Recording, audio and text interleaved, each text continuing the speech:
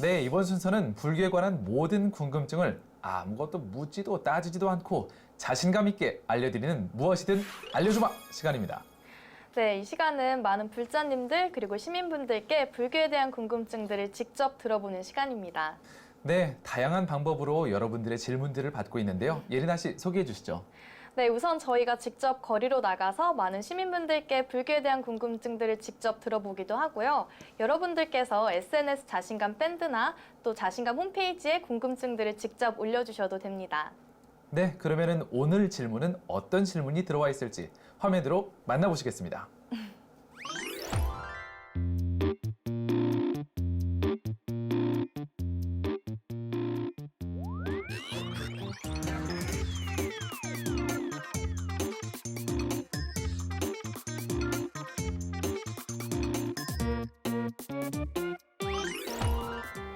네, 지금 화면으로 지금 궁금증 만나봤는데 오늘 답변 좀 주시겠어요, 스님?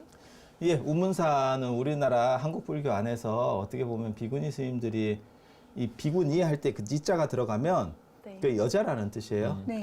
여자라는 뜻이에요. 그것도 인도 뭐 산스크리트어나 네, 이런 데서 네, 오는 그래서 의사죠. 네. 제가 그런 얘기 해드렸었는데 니자가 들어가는 게 인도에 어떻게 보면 여성 명사를 나타내는 거고 그래서 할머니, 어머니, 언니 이렇게 니자가 들어가는 거라고요.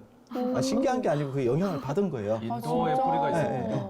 그렇게 해서 비구니, 그 다음에 비구면 남성, 네. 비구니면 여성. 네. 그렇게 해서 운문사가 사실은 가장 대표적인 비구니 스님들의 사찰이고 네. 네. 예전에 사람 많을 때, 그러니까 잘 나갈 때는 한 200분 정도씩 살았었어요. 네.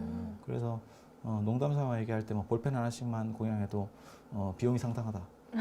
이런 얘기를 인원이 많으니까. 200개를 해야 되는 네. 뭐 이런 상황이 있고 이 외에도 저는 많은 절들이 있죠. 전 대전에 있었을 때 제일 많이 찾아가는 절은 동학사이거든요. 계룡산에 있는. 동학사. 거기도 비구님들 많으셨어요. 비구니. 네, 비구님, 비구니님들. 비구니 스님. 네. 동학사도 있고 그 다음에 청암사, 청암사. 그 다음에 수원의 복령사 이래서 예전에는 그 4대 강원이라고 그랬었어요. 그러니까 비구니 스님들의 교육기관, 네. 교육기관.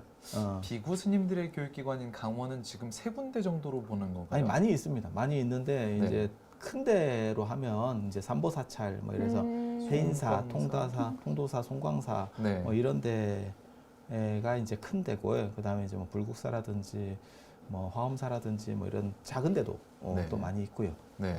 그렇게 해서 그렇게 되는 거고 비구니 스님들하고 여기서 이제 말씀하시는 걸 보면 비구니 스님들하고 비구 스님하고 같이 살 수 있느냐 사실 뭐 이런 문제도 되거든요.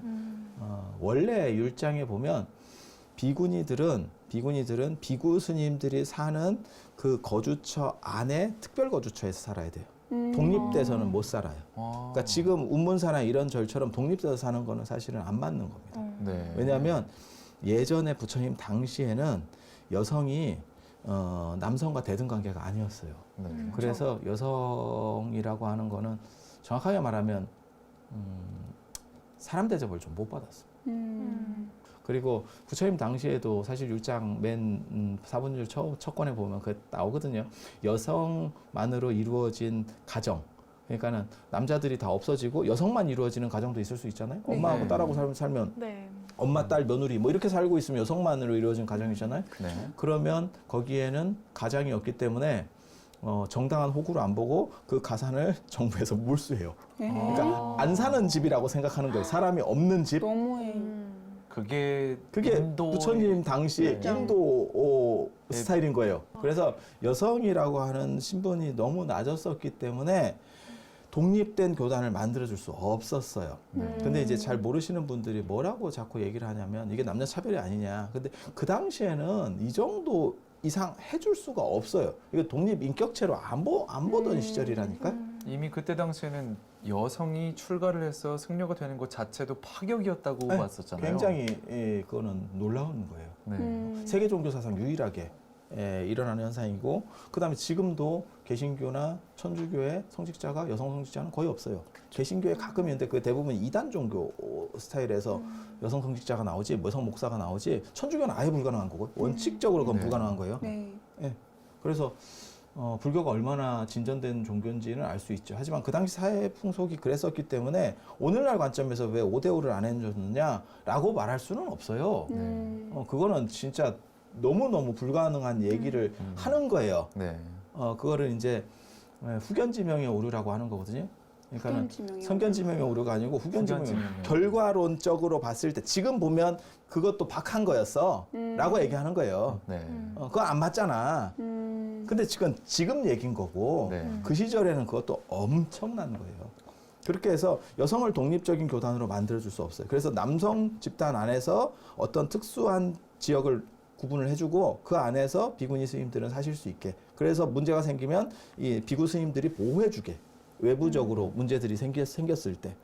네. 아무리 속상하기도 과거에는 해서. 네, 아무리 과거에는 그게 사회적으로 맞는 무척 거라고 해도 많이 용인되는 일이라고 해도 현대에서 저희가 보기에는 좀 헐 이런 느낌이죠. 아, 그랬나 이렇게. 그래서 지금 같은 경우는 지금 조계종 같은 경우는 비구니 스님들만 사는 절들이 있어요. 네. 네. 그리고 요즘 들어서 이제 이건 진짜 최근 들어서 생긴 일이에요. 최근 들어서 그리고 조계종은 특별하지 않으면 비구 스님하고 비구니 스님하고 같이 사는 게 용납이 원래는 안 돼요. 네. 원래는 왜냐하면 거기에 오래 살다 보면 사람이 문제가 생길 수도 있기 때문에 그걸 소지를 미연에 제거하기 위해서. 네. 그런데 요즘은 큰 절들 같은 데서는 비구니 스님들이 소임자로 들어오는 경우들도 있어요. 네. 그건 이제 사람들도 많고 그래서 이제 공간들이나 이런 것들이 다 분리가 되고 네. 그다음에 여성이 특별히 잘하시는 부분들이 있어요. 성향이 맞는 부분들, 뭐 사찰 음식이라든지 템플 스테이라든지. 네.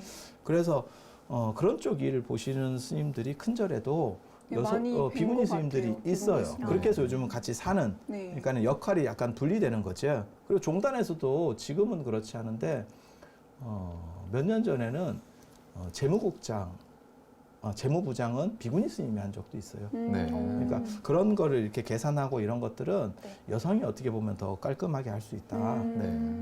안 그러면 뭐 문화부장을 됐었던 적도 있고 뭐 그런 식으로 소임을 줄 때도 있어요. 네. 그런데 지금 그래서 보다 보면 이렇게 비구니 스님들만 사는 데도 있고 가끔은 비구 스님들 사는 데도 있는데 대처 스님이 아닌 이상은 작은 절에서 같이 살 수는 없습니다. 네. 법으로 정해져 있는 아니, 거. 정해져 있는 건 아닌데 그냥 사회 통념상 그다음에 눈으로 봤을 때 뭐 이게 좀 그렇죠. 그러니까 큰 절은 워낙 크기 때문에 소음도 많고. 별 아, 네. 채들이 다 나눠져 있다고요. 네. 안에서도 이쪽 동 저쪽 동 건물이 나눠져 완전히 있으니까. 나눠져 있어서 네. 그걸 분할하기가 좋아요. 네. 근데 네. 작은 데서는 그 역할 분담이 어려우니까. 안 되죠. 그리고 네. 규모가 작으면 자기 소임이라는 게 뚜렷하지 않습니다. 그냥 카드 돌려막기식으로 이거 하다가도 이거 또 해야 되고 바쁘면 이것도 해야 달려다녀야 되고 되고. 이렇게 가는 거지. 아니 그게 이제 대기업 중소기업의 어떤 부분에서의 차이라고도 할 수 있는 거거든요. 네. 네. 간의 수공업은 그냥 혼자서 다 하는 거예요. 그러다 보면 역할들이 불분명해지면서 이제 문제가 생길 수가 있죠. 네. 그러니까 일반적으로는 그렇게 살지 않는 걸 원칙으로 하고 그다음에 이제 큰 절들 같은 경우는 역할 분담들을 좀 하고 이제 이렇게 가는 추세입니다. 네. 그렇게 해서 여건도 좀 더 신장이 돼야 되고 그리고 개인적으로는 사실 비구니 스님들에게 좀 더 많은 부분을 할애를 해주고 전문화 시켜줘야 된다는 생각이 있어요. 네. 왜 그러냐면 지금 한국 불교에서 출가 인구가 줄어들면서 심각하다라고 말하는데 네. 거기서 비구 스님들의 출가 숫자가 크게 준 건 아니에요. 그런데 여건이 한국 사회에서 여건이 상승한 거에 비해서 종교적인 여건이라고 하는 게 빨리 개선이 안 되는 거예요. 속도가. 네. 그러니까 출가하려는 사람들이 줄어요. 그거는 비구니 스님뿐만이 아니고 수녀도 마찬가지예요. 수녀도 급감하고 있습니다. 네. 네. 비구니보다 더 급감하는 게 수녀예요. 네. 그래서 이런 부분들에 대한 시대적 흐름에 따른 거기에 준하는 배려가 존재하지 않으면 어떻게 보면 나중에 인간문화재가 될 수도 있습니다. 종교가 비구니 사라지면서 네. 아니 비구니 스님이 인간문화재가 될 수도 있다니까요. 그렇죠. 워낙 드물. 그럴- 네. 그럴 네, 것 같아요. 그렇게 갈 수가 있어요. 네. 그래서 있을 때 배려하고 그 다음에 그 전통이 잘 유지 계승될 수 있도록 하는 거야말로 중요하다는 그런 생각을 해봅니다. 네.